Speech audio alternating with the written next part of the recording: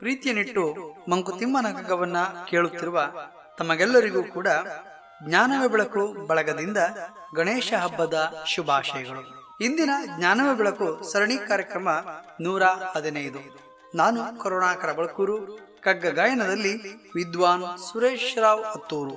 ಬನ್ನಿ ಇಂದಿನ ಕಗ್ಗ ಮಾಲಿಕೆಯಲ್ಲಿ ಕಗ್ಗವನ್ನ ಕೇಳಿ ಬರೋಣ.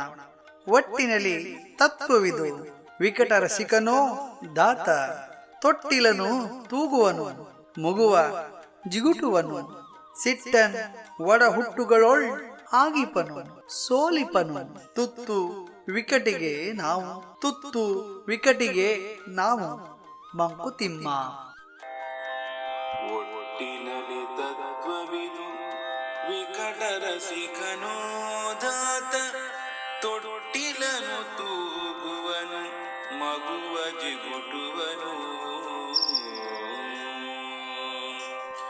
ಒಟ್ಟಿನಲ್ಲಿ ಸತ್ವವಿದು, ವಿಕಟ ರಸಿಕನು ದಾತ, ತೊಟ್ಟಿಲನು ತೂಗುವನು, ಮಗುವ ಜಿಗುಟುವನು.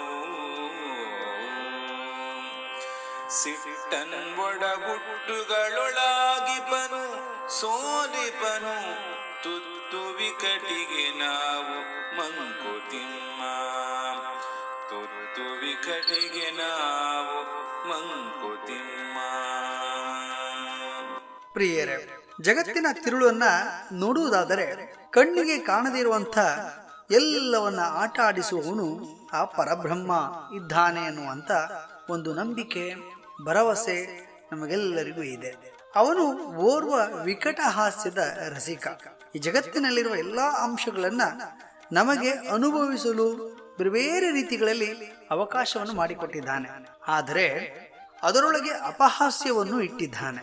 ತನ್ನ ಪಾಡಿಗೆ ತಾನು ಮಲಗಿರುವ ಮಗುವನ್ನ ಚಿವಿಟಿ ಎಚ್ಚರಿಸಿ ಅಳುವ ಹಾಗೆ ಮಾಡ್ತಾನೆ. ಆದ್ರೆ ಅಳುವ ಹಾಗೆ ಮಾಡಿ ಅಷ್ಟಕ್ಕೆ ಆತ ಸುಮ್ಮನಿರೋದಿಲ್ಲ. ಸಮಾಧಾನವನ್ನ ಪಡಿಸಿ ತೊಟ್ಟಿಲಿನಲ್ಲಿ ಹಾಕಿ ಜೋಗುಳವ ಹಾಡಿ ತೂಗುತ್ತಾನೆ. ಒಂದು ಕಡೆ ಚಿವುಟುತ್ತಾನೆ, ಇನ್ನೊಂದು ಕಡೆ ತೂಗುತ್ತಾನೆ. ಕಷ್ಟ ಮತ್ತು ಸುಖವೆರಡನ್ನೂ ನೀಡುತ್ತಾನೆ. ಹೀಗೆ ಒಬ್ಬ ಮನುಷ್ಯನ ಒಂದು ಸಂಸಾರದ ಒಂದು ಬದುಕಿನ ಒಳಗಡೆ ಒಡ ಹುಟ್ಟಿದವರಲ್ಲಿ ಪ್ರೀತಿ, ಪ್ರೇಮ, ವಾತ್ಸಲ್ಯ, ಮಮತೆಯನ್ನು ಮಾತ್ರ ಇಡಬೇಕಿತ್ತು. ಆದರೆ ಇದರೊಂದಿಗೆ ದ್ವೇಷವನ್ನು, ವೈರತ್ವವನ್ನು, ಹೊಟ್ಟೆ ಕಿಚ್ಚು, ಸಿಟ್ಟು, ಕೋಪಾದಿಗಳನ್ನು ಇಟ್ಬಿಟ್ಟಿದ್ದಾನೆ. ಇವೆಲ್ಲದರ ಮೂಲಕ ಈ ಮನುಷ್ಯನನ್ನ, ಮಾನವನನ್ನ ತನಗೆ ಹೇಗೆ ಬೇಕೋ ಹಾಗೆ ಕುಣಿಸ್ತಾ ಇರ್ತಾನೆ. ಸೃಷ್ಟಿಯ ವಿಸ್ಮಯದಲ್ಲಿ ನಾವೆಲ್ಲರೂ ಈ ವಿಕಟಕ್ಕೆ ತುತ್ತಾಗುತ್ತೇವೆ. ಇದರಿಂದ ಯಾರೂ ಹೊರತಾಗಿಲ್ಲ, ಯಾರಿಗೂ ತಪ್ಪಿಸಿಕೊಳ್ಳಲು ಕೂಡ ಸಾಧ್ಯವಿಲ್ಲ. ನಾವೆಲ್ಲರೂ ಒಂದು ರೀತಿಯಲ್ಲಿ ಅವನ ಕೈಗೊಂಬೆಗಳು. ಮನುಷ್ಯನು ಈ ಜಗತ್ತಿನಲ್ಲಿ ಎಷ್ಟು ಬುದ್ಧಿವಂತ ಎಂದು ತಿಳಿದು ವರ್ತಿಸಿದರೂ ಕೂಡ ಸೃಷ್ಟಿಯ, ಪ್ರಕೃತಿಯ, ವಿಧಿಯ, ಪರಬ್ರಹ್ಮನ ಮುಂದೆ ನಮ್ಮ ಪ್ರಯತ್ನಗಳೆಲ್ಲವೂ ಕೂಡ ಶೂನ್ಯವೇ ಆಗ್ತದೆ. ಎಲ್ಲವನ್ನ ಗೆಲ್ಲುತ್ತೇನೆ ಎಂದು ಹೋರಾಡಿದರೂ ಕೂಡ ಗೆಲ್ಲುತ್ತೇವೆ, ಇಲ್ಲ ಅಂತಲ್ಲ. ಆದರೆ ಅಷ್ಟೇ ಸೋಲನ್ನು ಕೂಡ ನಾವು ಅನುಭವಿಸುತ್ತೇವೆ, ಪಾಠವನ್ನ ಕಲಿಯುತ್ತೇವೆ ಎನ್ನುವ ಕಹಿ ಸತ್ಯ ಕೂಡ ಇಲ್ಲಿ ಇರುವುದನ್ನ ನಾವು ಬಹಳಷ್ಟು ಸೂಕ್ಷ್ಮವಾಗಿ ಮನಗಾಣಬೇಕಾಗ್ತದೆ. ಇವೆಲ್ಲವನ್ನ ಅರ್ಥೈಸಿಕೊಂಡು ನಾವು ಬದುಕಬೇಕಾದಂತ ಒಂದು ಪಥವನ್ನು ನಾವು ನಿರ್ಮಿಸಿಕೊಳ್ಳಬೇಕಾದಂತ ಒಂದು ಅನಿವಾರ್ಯತೆ ಇಂದಿನ ಕಾಲಘಟ್ಟದಲ್ಲಿ ಇದೆ. ಹಾಗಾಗಿ ಅವನು ಸೂತ್ರಧಾರ, ನಾವು ಪಾತ್ರಧಾರಿಗಳು. ಅವನು ಕುಣಿಸುತ್ತಾನೆ, ನಾವು ಕುಣಿಯಬೇಕಷ್ಟೇ, ಅನ್ಯಥಾ ಮಾರ್ಗವಿಲ್ಲ. ಇವೆಲ್ಲವನ್ನ ಅವನು ನೋಡಿ ನಗುತ್ತಾನೆ. ನಾವೆಲ್ಲರೂ ಆ ನಗುವಿಗೆ ತುತ್ತಾಗುತ್ತೇವೆ. ಏನೇ ಇರಲಿ, ಬದುಕನ್ನ ಸಂತೋಷದಿಂದ, ಆತ್ಮಸ್ಥೈರ್ಯದಿಂದ, ಮನೋಬಲದ ಧೈರ್ಯದಿಂದ ಮುನ್ನಡೆಸೋಣ. ಬಂಧುಗಳೇ, ಇಂದು ನಮ್ಮೊಂದಿಗೆ ಕಗ್ಗ ಮಾಲಿಕೆಯಲ್ಲಿ ತಮ್ಮ ಅನಿಸಿಕೆಗಳನ್ನ ಹಂಚಿಕೊಳ್ಳಲು ಬಾಲಗೋಪಾಲ ತಂಡದ ನಿರ್ದೇಶಕರಾಗಿರುವಂತಹ ಶ್ರೀಯುತ ನರಸಿಂಹ ಕುಲಕರ್ಣಿ ಅವರು ಇದ್ದಾರೆ. ಅವರನ್ನ ತಮ್ಮೆಲ್ಲರನ್ನ ಪರವಾಗಿ ನಾನು ಸ್ವಾಗತಿಸುತ್ತೇನೆ. ಬನ್ನಿ ಅವರ ಮಾತುಗಳಿಗೆ ನಾವು ಕಿವಿಯಾಗೋಣ.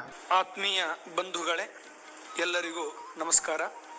ಕನ್ನಡದ ಭಗವದ್ಗೀತೆ ಎಂದೇ ಪ್ರಸಿದ್ಧವಾದ ಮಂಕುತಿಮ್ಮನ ಕಗ್ಗವನ್ನು ತಮ್ಮ ಯೂಟ್ಯೂಬ್ ಚಾನಲ್ ಮುಖಾಂತರ ಶ್ರೀಯುತ ಕರುಣಾಕರ ಬಳಕೂರವರು ತುಂಬ ಸೊಗಸಾಗಿ ವಿವರಣೆಯನ್ನು ಕೊಡುತ್ತಿದ್ದಾರೆ.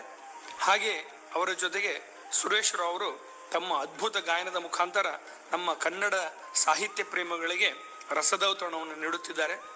ಎಲ್ಲರಿಗೂ ಕೂಡ ಅರ್ಥವಾಗುವ ರೀತಿಯಲ್ಲಿ, ಸಾಹಿತ್ಯ ಆಸಕ್ತರಿಗೆ ಸುಲಲಿತವಾಗಿ ತಿಳಿಯುವ ರೀತಿಯಲ್ಲಿ, ಮಕ್ಕಳಿಗೆ ಸುಲಭವಾಗಿ ಅರ್ಥವಾಗುವ ರೀತಿಯಲ್ಲಿ ಈ ಮಂಕುತಿಮ್ಮನ ಕಗ್ಗವನ್ನು ಬಿಡಿಸಿ ವಿವರಣೆಯನ್ನು ಕೊಡ್ತಿರುವಂಥದ್ದು ನಮ್ಮೆಲ್ಲ ಕನ್ನಡ ಸಾಹಿತ್ಯ ಬಂಧುಗಳಿಗೆ ಒಂದು ಸೌಭಾಗ್ಯವೇ ಸರಿ.